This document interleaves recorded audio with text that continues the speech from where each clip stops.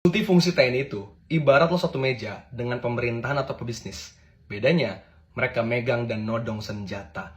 Jelas ini overpower, abuse of power, dan berbahaya bagi demokrasi. Orde Baru is back. Mayor Teddy jadi seskap tapi nggak mundur dari perwira aktif. Sampai-sampai dimarahin loh sama SBY. Kedua, Dirut Bulog itu dari TNI aktif. Ketiga, kepala daerah itu dibikin main tentara-tentaraan. Dan yang terbaru nih hari ini, Prabowo itu BTW udah ngasih surat presiden kepada DPR untuk DPR mempercepat pembahasan diskusi RUU TNI. Dan hari ini Komisi 1 DPR RI membahas soal revisi RUU TNI. Yang di dalamnya ada wacana soal TNI bisa kembali menduduki jabatan sipil. Mengerikan. Wacana ini jelas perlu kita tolak guys. Dan ini alasannya biar lo tahu kenapa ini bahaya. Pasti ada yang nanya, Bang, emang perwira itu gak kompeten apa? Kenapa gak boleh sih ngisi jabatan sipil? Emang mereka gak bisa? Kan ada juga yang pinter. Pertanyaannya dibalik. Emang masyarakat sipil kita gak ada yang kompeten? Bahaya pertama adalah hilangnya meritokrasi. Udah mah hari ini pemerintahan kita isi nepotisme semua. Keluarganya, anak-anaknya. Makin-makin ke depan, para jenderal militer yang ngisi sipil pasti akan bawa anak-anak buahnya.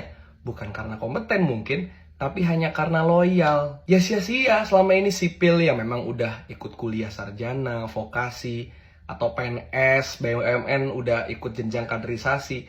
Nggak akan kepake. Makin suram lah Indonesia, makin jauh dari namanya kompetensi base. Bahaya kedua adalah sentralisasi. Padahal salah satu berkah reformasi adalah desentralisasi.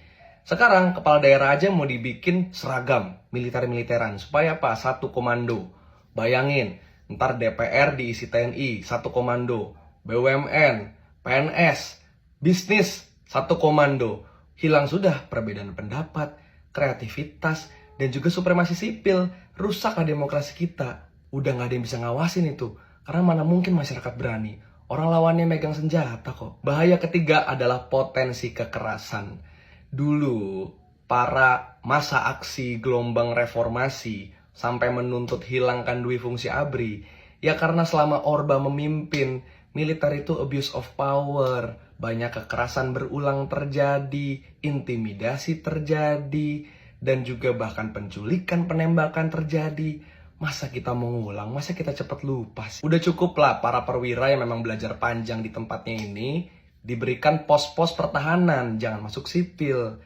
Jangan kayak Jokowi sama Bahlil.